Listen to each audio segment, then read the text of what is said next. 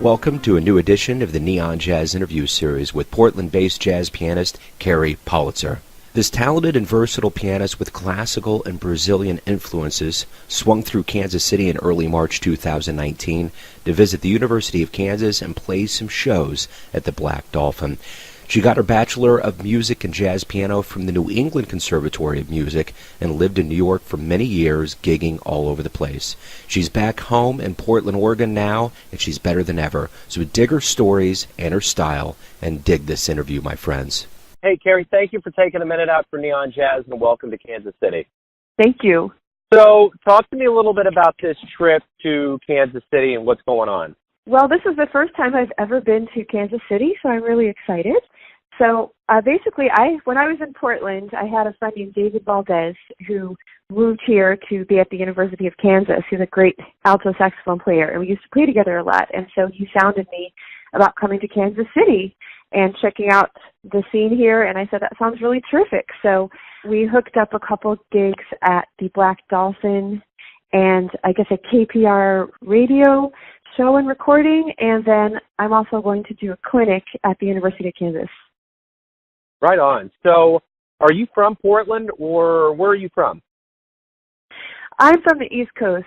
So I was born in D.C., but then I kind of lived all over the East Coast, and then I ended up in New York for about 15 years, which is where I met my husband, George Colligan, who's a really active musician. Then we moved to Winnipeg, and then we moved to Portland, where we've been since 2011.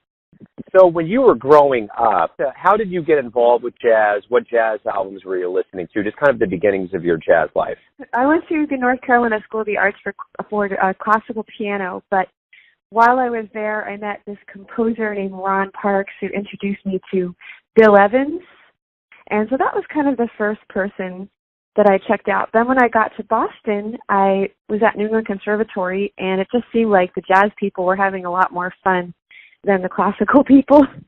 So I had a really great teacher, Bevan Manson, over there, and I just got really inspired by everything that was going on. And there was a great pianist named William Tom McKinley, and then I met Charlie Banakis, who's kind of a legend in those parts as well as other parts, and I started studying with him. I got bitten by the jazz bug, and then I just never recovered. Right on. So how did you get these Brazilian influences that you have? That actually started at New England Conservatory also, because there's this really great vocalist I'm sure you've heard of, Luciana Souza, and she was doing her master's there in teaching an ensemble. So I had the pleasure of being in her ensemble. And then her godfather is Hermeto Pascoal. So he visited for a week and was tremendously inspiring. He just sat there composing all day, and I just got to hang out with him and his kind of protege, Jovina Santos Neto, who was working with him for a long time. So I just got really inspired by everything they were doing. And then when I got to New York, I met a really great percussionist by the name of Vangelis Pereira, and he was teaching a class on how to play Brazilian music for jazz musicians, because a lot of people play a gig and Latin just means all-purpose Latin, right? And there's no differentiation between, like, what is Afro-Cuban, what is, all the different genres. So he taught us specifically Brazilian music, like from the very beginning, from the samba style. Talk to me a little bit about those early New York days. Those had to be really big, playing at Smalls and with Diva and all of those experiences that you got. Well, I love New York, and I had a great time there, and I would probably move back if it was an option. It's a little bit expensive these days. But, when I got there, I was living in Brooklyn, in Park Slope, before it was when you could still rent for like $5.50 a month. And I started playing with the Diva, the all-female big band, and there were some really cool experiences with that. Like, we played at the Blue Note with Diane Shore and went on the QE2, and we got to play with Larry Coryell, which was really wonderful. I got to do a quartet set with him, and that was really inspiring. But then what I mostly was doing then also was starting to compose my own music and then Brazilian influenced music. And so I did that when I was back from playing with them, because we did a lot of like little tours around the United States. Was Below the Surface the last album that you put out on your own? It is, but there is another one in the works that I'm really excited about. Wonderful. Can you talk about that? Yeah, so I just received a grant from, in Portland, we have this Regional Arts and Cultural Center that doles out a wide variety of grants. And for the first time, I was just successful in receiving one to explore the music of Durval Ferreira, who is this really fantastic kind of unsung hero of bebop and bossa nova. He kind of worked at the intersection of those two genres, and he wrote probably, some of the jazziest Brazilian music that there was. And I believe he passed away in 2007, but he spent most of his life composing and producing other people and working with other people. He only had one album under his own name. So I thought, there's a lot of jazz musicians or, people who kind of know maybe one or two of his songs, but I embarked on this project and I transcribed like 30 songs of his, just like looking for recordings all over the place. And so we're going to put on a concert in honor of him. And after that, I'm going to do kind of like a CD as an homage, but with some songs I've written that are inspired by him and other songs of his that have novel arrangements.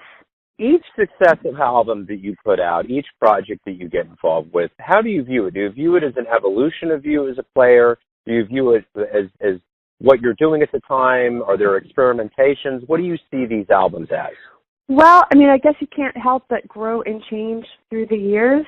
I really like to compose. I don't get to do as much of it as I would like lately with the, challenges of raising a family and all that kind of stuff. But the last album that I did, I composed a lot of that music in Winnipeg. In Winnipeg, it's even colder than it is here. So people spend a lot of time inside, and I think they get very focused. And so I had a really good time thinking up kind of modern jazz quintet tunes with counterpoints.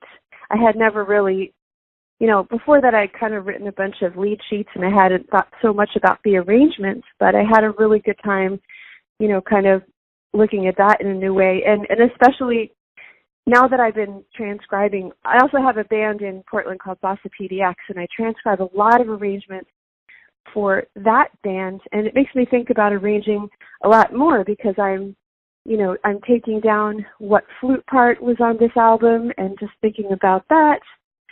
So I guess I intend in the future to think about these tunes and much more on the arranging aspect of them. You were also a food writer. Is that still something you do? Yeah, I love food. And I heard that you have a lot of good food here. Yes, we do. Indeed. Well, you got to get the barbecue. Yeah, that's what I've heard. What's your favorite place? If I were you, I would do Jack Stack first, and then there's Gates, and then, of course, the perennial, which is more historic than anything else because all the presidents have been there, is Arthur Bryant's. But, any of it that you get the chance to get involved with here is going to just be good. Absolutely good. That's good to know. Well, I'm looking forward to my few days here, and I'm sure it'll involve a lot of good food. We are students of music in a variety of ways, whether we're musicians or we're just observers and lovers of music. And one of the biggest things that we can learn from are live shows. Early on in your life, what was one of the first jazz shows you saw that really moved you? Well, when I was in Boston, Boston has a lot of really great clubs still. Some of them are gone, but I have very vivid memories of going to the Willow and seeing the Fringe with George Garzone, going to Scullers and seeing Jerry Allen.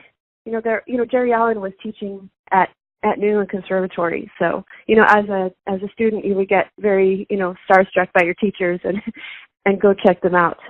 So I think there was that was in the 90s, and there was just so much good music around, both from, there's Berkeley there, and there's New England Conservatory, and there's a lot of world-class musicians there. So it's almost difficult to choose just one concert because just everyone of the highest caliber would come through that town all the time. Right on. So why do you love jazz? Wow. I love jazz because I guess it incorporates like all of the best things about music, and it also feels good to play. Beautiful. Before I get to my final question for you here, what I want to know is, during your time in Kansas City, you're going to be very busy. And what I want to know is, what do you want the audience members, which you're going to have a certain amount that are just savvy about jazz that are going to know you, but you're also going to have a number of people that won't. What do you want people to take away and know about you and what you're going to present to them as a musician during these shows? Well, we're going to be focusing on this project that I've been putting so much time and effort into lately, the music of Durval Ferreira. So we're going to be doing a lot of his, wonderful, catchy melodies, and with great rhythm. And we have Anthony Pinciati coming from New York, who apparently just got off of a tour with Anat Cohen, who's, really well known for doing a lot of Brazilian music and choro and, wonderful clarinet and saxophone player. So he should be fired up from his tour there. And then we have Jeff Harshbarger on bass, who I knew from dance a long time ago, wonderful bass player. So we should have a really wonderful and energetic listening experience for you all.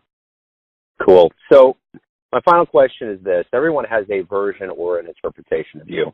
Your family, your friends, colleagues, fans, but you know yourself best. Who do you think you are? I think that I'm somebody who wants to try to make the most of experiences, and that includes the experience here in Kansas City. That's a great way to wrap everything up. Very Kansas City-centric. Hey, enjoy your time here in Kansas City. Have great shows, and thank you for giving us the music. Thank you so much. Thanks for listening and tuning in to yet another Neon Jazz interview, where we give you a bit of insight into the finest players in Portland, Kansas City, and spots all over the world, giving fans all that jazz. And thanks to Carrie for her time, honesty, and stories. If you want to hear more interviews, go to Famous Interviews with Joe Domino on the iTunes Store. Visit neonjazz at youtube.com. And for everything Neon Jazz, go to the neonjazz.blogspot.com. Until next time, enjoy the jazz, my friends.